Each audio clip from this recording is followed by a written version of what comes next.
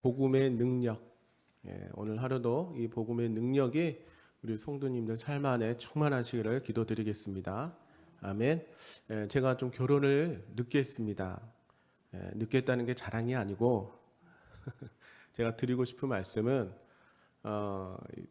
저보다 이렇게 보니까 나이도 어리고 세상을 살아가는데 참 성숙한 사람들을 많이 봤어요. 그래서 왜 사람들이 저보다 나이도 어리는데 어떻게 저렇게 말과 행동이 생각하는 것이 성숙할까? 제가 유심히 봤어요. 한참 나이도 어리는데.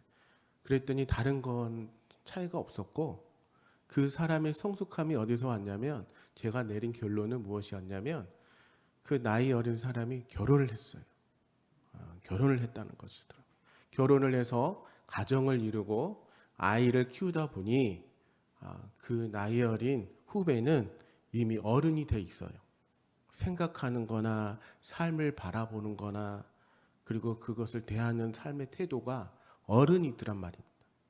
저는 그게 부러웠어요.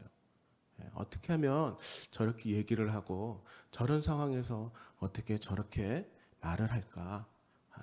제가 생각하지도 못했던 행동들과 말을 하더라는 것이죠. 그게 성숙이었어요. 그러니까 살면서 지금도 저는 그래요. 제 나이에 제가 하는 행동과 말이 이게 정말 어른스러운가, 내가 그리스도인으로서 성숙한가, 그걸 늘 생각하고 고민합니다. 우리 아이들에게 아빠로서 또 남편으로서 아내에게 하는 행동들, 또 제가 성도님들한테 보여주는 이 모습들이 정말 성숙한 사람인가? 물론 부족함도 있고 단점도 있죠. 그러나 제가 생각하는 제 모습들 중에 항상 기억하고 있는 것이 이 성숙이라는 단어예요. 성숙. 우리 그리스도인들이 성숙해야 됩니다. 아멘.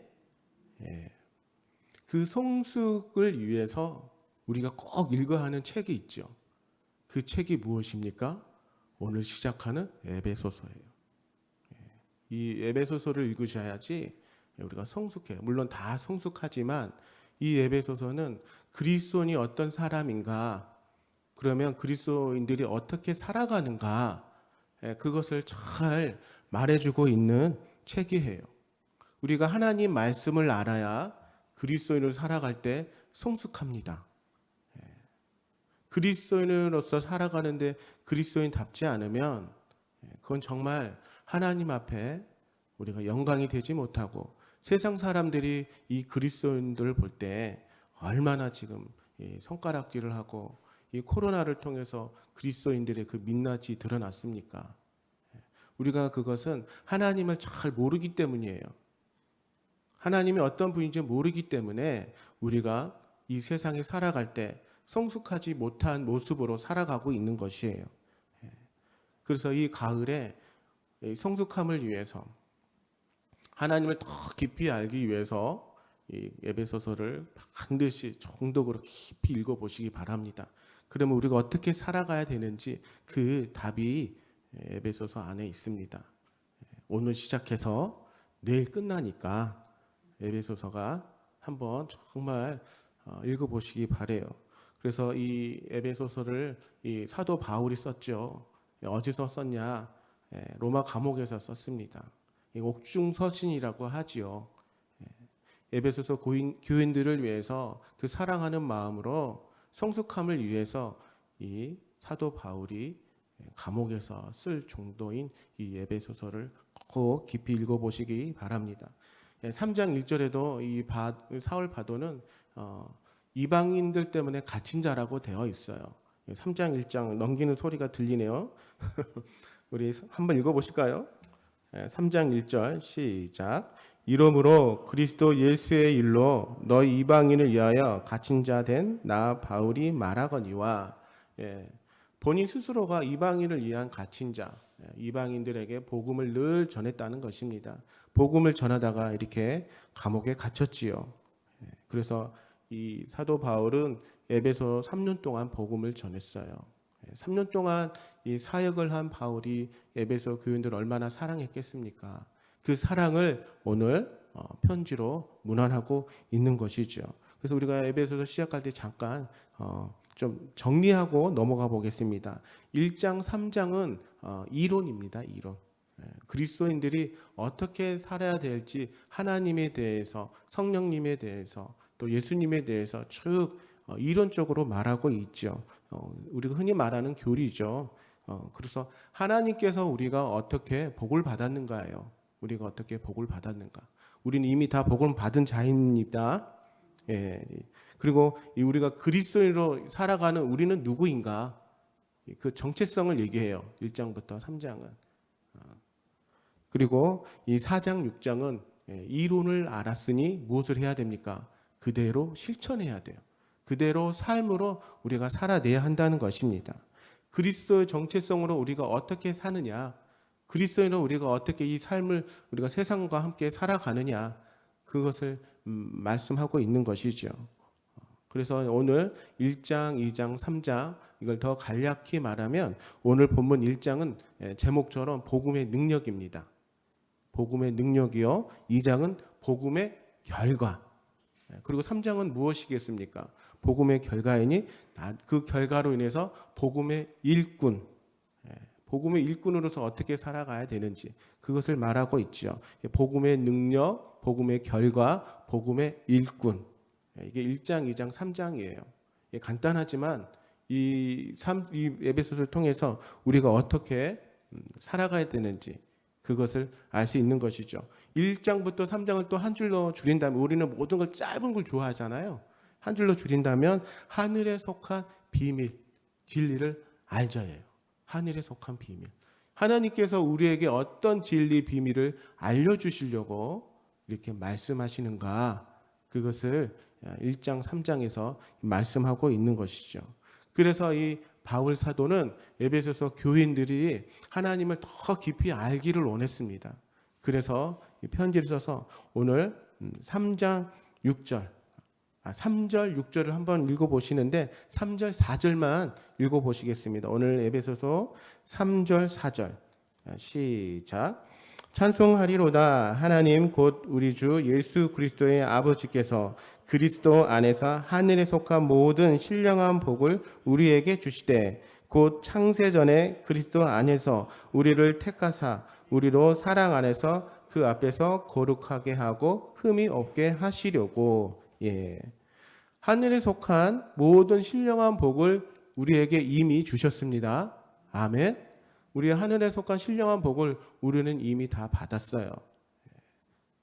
그리고 창세 전부터 그리스도 안에서, 사랑 안에서 우리를 어떻게 하셨습니까? 택하셨어요. 우리를 이미 택하셨단 말이에요. 오늘 이 시간 새벽 예배 누구누구가 참여하고 또 온라인으로 누구누구가 참여하고 이것을 미리 다 알고 계시고 그것을 택하셨다는 것입니다. 놀랍죠. 하나님은 창세 전에 나를 택하셨다. 여러분 사랑하십니다. 하나님이 우리 성도님들 한 사람 한 사람, 그 사랑을 붙드시기 바랍니다. 이것이 3장 6절은 하나님의 사역이에요. 하나님의 창세 전에 우리를 이미 택하시고 하늘의 신령한 복을 이미 다 주셨다고 하는 이 하나님의 사역. 3절부터 6절까지. 그러면 이제 하나님의 사역이 이렇게 말씀하시고 누구의 사역이 나오겠습니까? 예수님의 사역이 나오죠. 예수님의 사역은 7절부터 12절 나와요. 7절부터 12절인데 우리 7절, 8절만 한번 읽어보실까요? 오늘 본문 시작. 너희가 다름질을 잘 하더니 누가 너희를 막아? 죄송합니다. 제가 골로새서를 읽었네요. 갈라디아서를. 참 그러네요. 자, 우리 다시 7절 12절인데 우리 7절 8절만 읽어보겠습니다. 시작. 우리는 그리스도 안에서 그의 은혜의 풍성함을 따라 그의 피로 말미암아 속량 곧 제사함을 받았느니라.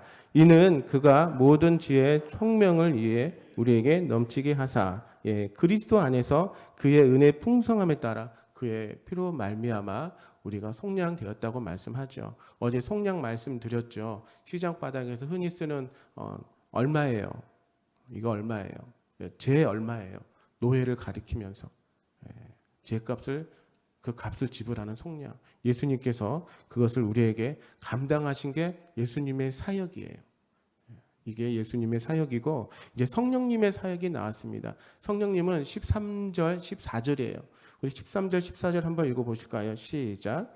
그 안에서 너희도 진리의 말씀 곧 너희의 구원의 복음을 듣고 그 안에서 또한 믿어 약속의 성령으로 인치심을 받았으니 이는 우리 기업의 보증이 되사 그 얻으신 것을 속량하시고 그의 영광을 찬송하게 하려 하심이라. 이게 성령님의 사역이에요. 그러니까 사도 바울은 에베소서 1장에 하나님 사역 그리고 예수님의 사역 그리고 성령님의 사역을 이렇게 쭉 벌써 말씀하고 있어요. 성부, 성자, 성령에 대해서 이렇게 얘기하고 있는 것이죠. 우리가 이 삼위일체 하나님을 위해서 우리가 해야 될 일들이 있어요. 우리 그리스도인들이 무엇을 해야 되는 것입니까? 한번 말씀 한번 읽어보겠습니다. 6절 한번 읽어보실까요? 1장 6절 시작. 이는 그가 사랑하시는 자 안에서 우리에게 거저 주시는 바 그의 은혜의 영광을 찬송하게 하려는 것이라. 거저 주셨대요. 그냥. 그리고 12절 한번 또 읽어보실게요. 시작. 이는 우리가 그리스도 안에서 전부터 바라던 그의 영광이 찬송이 되게 하려 하심이라. 반복되는 게 있을 거예요. 한번 찾아보세요. 마지막 14절 우리 읽어보셨죠? 다시 한번 14절 읽어보시겠습니다. 시작. 이는 우리의 기업의 보증이 되사 그 얻으신 것을 속량하시고 그의 영광을 찬송하게 하려 하심이라. 그 영광을 찬송하게 하는 거예요. 우리가 해야 될 것은. 우리 그리스도인들이 하나님의 사역, 예수님의 사역, 성령님의 사역을 위해서 날마다 그 영광을 위해서 찬송하시기 바랍니다. 우리의 삶에 여러 가지 문제들이 있어요. 풀리지 않는 기도 제목들이 있습니다. 그럼에도 불구하고 우리가 해야 되는 것은 이 삼위일체 하나님 사역을 위해서 그 영광을 위해서 날마다 찬양해야 된다는 것이에요. 그것을 사도 바울이 얘기하고 있는 것이죠. 늘 찬양하세요. 내 입술에 지금 한숨이 나오고 어렵고 힘들고 하지만 그래도 우리 입술에서는 하나님을 찬송하시고 기도하시고 감사의 고백들이 늘 하시기 바랍니다. 그럴 때 풀려요. 문제는. 다 알고 계세요. 늘 기도하시고 늘 하나님 앞에 찬송하시기 바랍니다.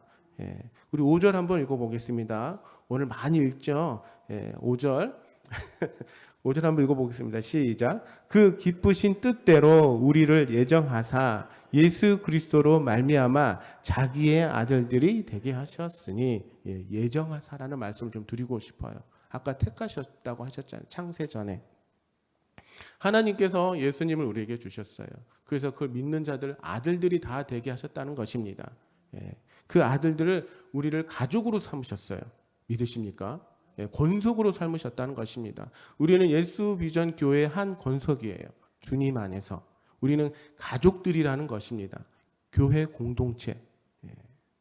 이 가족의 내 삶으로 교회를 가족으로 끌어 들어오면 우리가 교회 안에서 받았던 모든 문제와 아픔과 상처를 다 해결할 수 있어요.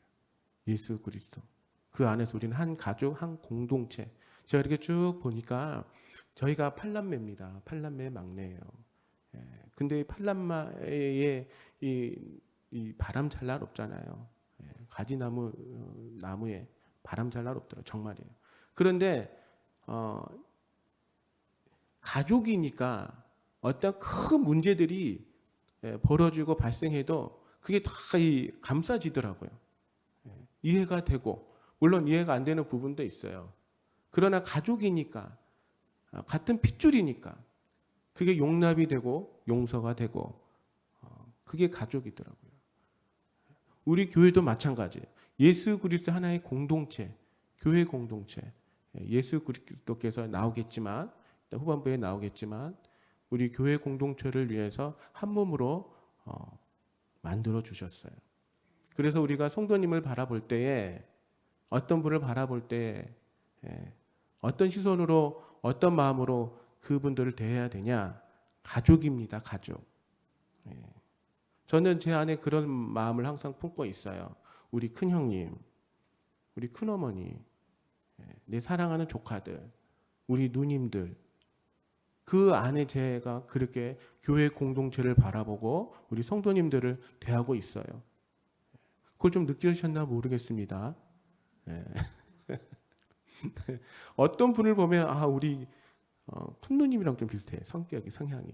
그러면 그 문제를 싹 생각하면 좀 이해가 빨라요. 하고 또 알게 되고. 저분은 우리 넷째 누님. 행동이 비슷비슷한 분이 계세요. 그렇게 접근하고 생각하고 섬기니까 어렵고 힘들어도 관계예요, 관계. 이제 4장, 5장, 6절에는 다 관계가 나와요, 에베소서. 그 관계 중심으로 교회 공동체를 이루어 간다는 거예요. 어떤 문제가 사람으로 인해서 상처가 되고 아픔이 있다면 관계를 먼저 생각하시고 우리 가족이라고 생각하시기 바랍니다. 정말 내 가족이 저런 나쁜 일을 당했으면 내가 이러고 있을까? 내가 가만히 앉아 있을까? 그런 생각이 들더라고요. 우리는 모두 한 가족입니다.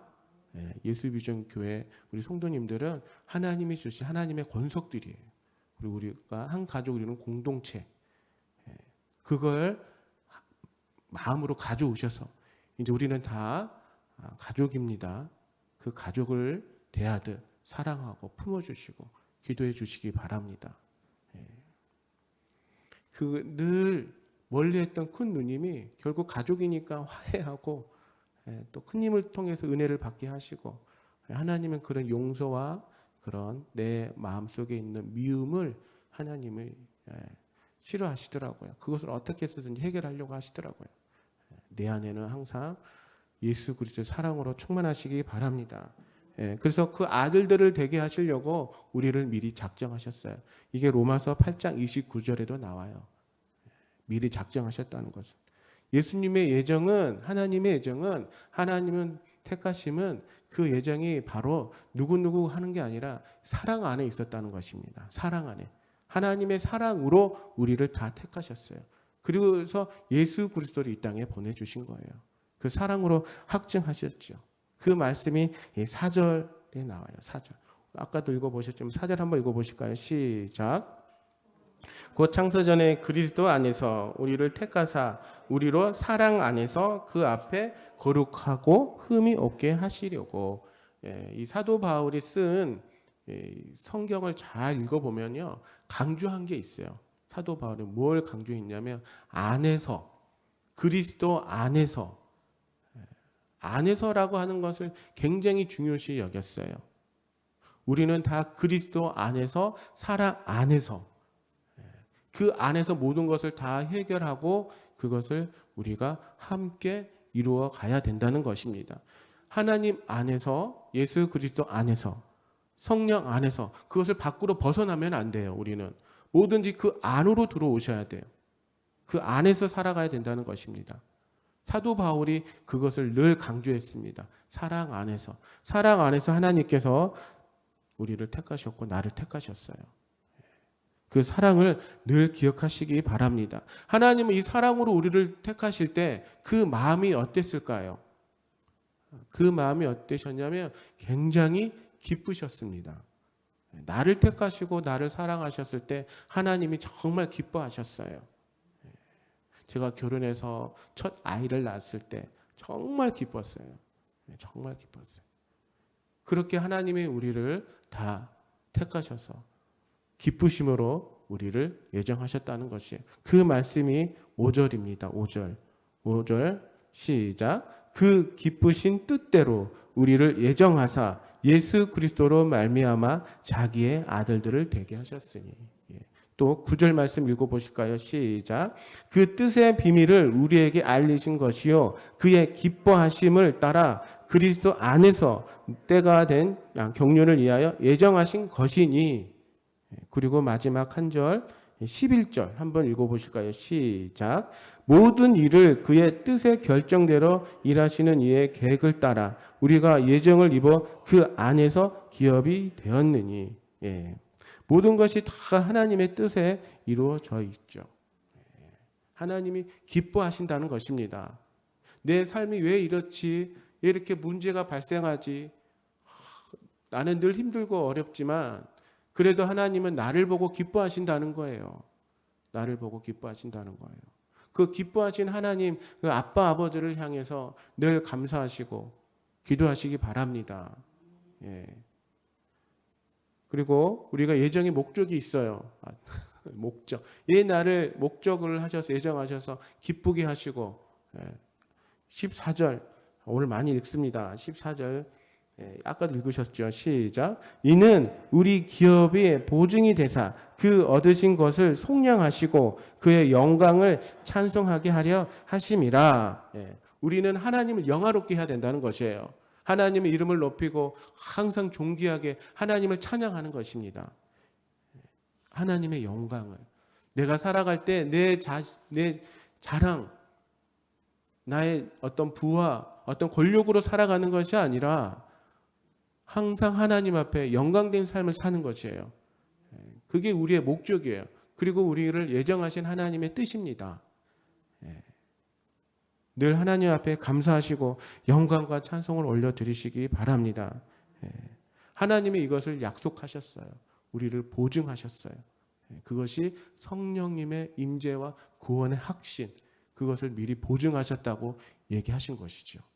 성령의 오심으로 그것을 말씀하고 계세요. 이미 모든 것을 다 선납금으로 하나님께서는 다 계산하셨다는 것이에요. 얼마나 멋지신 하나님이십니까? 그래서 하나님께서 우리에게 약속하신 그 성령님을 보내주셨죠. 이제 중요한 것이 있어요. 다 중요하지만 더 중요한 것이 있어요. 하나님의 예정이 우리 각각 개인, 내 자신에게 이루어져야 하는데 이것을 반드시 해야 됩니다. 그것이 무엇이냐? 13절입니다. 13절 시작. 그 안에서 너희도 진리의 말씀을 곧 너희의 구원의 복음을 듣고 그 안에서 또한 믿어 약속의 성령으로 인치심을 받았으니 책임인데 우리의 책임도 있는데 그 책임이 무엇이냐? 하나님의 진리의 말씀을 반드시 들어야 된다는 것이에요. 전도할 때에 많은 사람들이 이것을 다 들어야 한다는 것이에요. 진리의 말씀을 반드시 들어야 된다는 것이에요. 저도 진리의 말씀을 듣고 그때는 이해하지 못했지만 그때가 되니까 하나님께서 열매를 맺게 하시고 교회로 인도하시더라고요. 복음을 들어야 한다는 것입니다. 늘 복음을 전하시기 바랍니다. 그 믿을 때에 우리는 모두 하나님의 인치심을 받은 거예요. 믿을 때 그 말씀을 통해서 그 복음의 말씀이 우리의 삶을 변화시키는 것이죠. 그리고 나서 바울이 에베소서 교인들에게 얘기해요. 뭐라고 얘기하냐? 이제 이것을 좀 하세요라고 얘기해요. 기도입니다. 기도. 하나님을 더 잘 알기 위해서 여러분 기도하십시오. 그것을 말씀하고 있죠.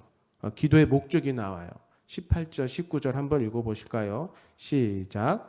너희 마음의 눈을 밝히사 그의 부르심의 소망이 무엇이며 성도 안에서 그 기업의 영광의 풍성함이 무엇이며 그의 힘의 위력으로 역사하심을 따라 믿는 우리에게 베푸신 능력의 지극히 크심이 어떠한 것을 너희로 알게 하시기를 구하노라. 하나님이 누구신지를 모르면 우리 하나님의 일을 못하죠. 그리고 하나님이 누구신지를 모르면 우리는 바른 믿음 생활을 할 수가 없어요. 그러니까 이단 같은 그런 우리에게 복음을 전하면 혹 넘어가 버리죠. 휩쓸려 버리죠. 하나님을 모르기 때문이에요. 그것을 방지하기 위해서는 하나님의 부르심의 소망이 무엇인가? 그게 18절에 말씀하고 계세요. 우리 각자 성도님들이 하나님이 부르신 소망이 다 있다는 것이에요. 그것을 늘 기도하고 그것을 하나님께 물으라는 것입니다. 기도하라는 것이에요. 그리고 하나님의 영광스러운 기업의 이 풍성함이 성도 안에 있는가? 하나님의 풍성한 은혜가 지금 내 안에 있는가? 그것을 위해 기도하라는 것입니다. 하나님의 은혜. 그리고 하나님의 능력이 그 크심을 내가 알고 있는가? 우리가 믿고 있는가? 하나님의 크신 능력. 하나님은 못하시는 것이 없습니다. 전지전능하신 하나님 앞에 기도하시고 그것을 하나님 앞에 간구하라는 거예요. 지금 바울이. 그 복음의 능력에 대해서 이제 구체적으로 바울이 얘기합니다. 시간이 다 돼가네요. 우리 20절, 23절 한번 읽어보실까요? 시작. 그의 능력이 그리스도 안에서 역사하사 죽은 자들 가운데서 다시 살리시고 하늘에서 자기의 오른편에 앉히사 모든 통치와 권세와 능력과 주권과 이 세상뿐 아니라 오는 세상에 일컫는 모든 이름 위에 뛰어나게 하시고 또 만물을 그의 발 아래 복종하게 하시고 그를 만물 위에 교회의 머리로 삼으셨느니라. 교회는 그의 몸이니 만물 안에서 만물을 충만하게 하시는 이의 충만함이니라. 복음의 능력을 얘기하고 있는 것이에요. 예수 그리스도를 이 땅에 보내셔서 그 예수 그리스도로 말미암아 우리를 복음의 능력을 더 입히시고 이 모든 것을 다 무엇을 위해서 하셨냐? 교회를 위해서 하셨다는 말씀입니다. 교회를 위해서. 늘 교회를 사랑하시기 바랍니다. 교회의 머리 되시고 몸 되신 예수 그리스도. 그것을 위해서 하나님께서 복음의 능력을 나타내신 거예요. 그러면 우리는 누굽니까? 우리는 하나님의 몸된 성전입니다. 몸된 교회예요. 그래서 만물 위에 하나님께서 우리를 다 세우신 거예요. 우리 한 사람 한 사람이 예수 그리스도라는 것입니다. 예수 그리스도. 그럼 우리는 세상에 살아갈 때 어떻게 살아야 됩니까? 그리스도인으로서. 지금 우리가 그것을 살아내지 못했어요. 그래서 세상 사람들이 자꾸 손가락질 하는 거예요. 우리가 교회, 움직이는 교회. 그래서 자꾸 세상에 나가서 그것을 빛과 소금으로 드러내라고 하는 거고 그리스도를 함께 살아내라고 하는 것이에요. 예수 그리스도로 살아가라는 것입니다. 우리는 교회, 그렇게 살아내시기 바라요. 그리스도인으로서. 정말 늘 나는 그리스도를 어떻게 살아갈까? 나의 행동과 말이 그리스도인으로서, 교회로서, 예수 그리스도로 지금 내가 잘하고 있는가? 항상 그런 물음을 가지고 살아가시기 바랍니다. 남이 손가락질 하든 어쨌든 그런 거 생각하지 마시고 나는 교회, 나는 몸된 하나님의 성전. 그러면서 오늘도 세상에서 사람들에게 직장에서 드러내시기 바랍니다. 그리스도인의 정체성을 잊지 않으시고 복음의 능력으로 살아가시기를 예수 그리스도 이름으로 축원드립니다.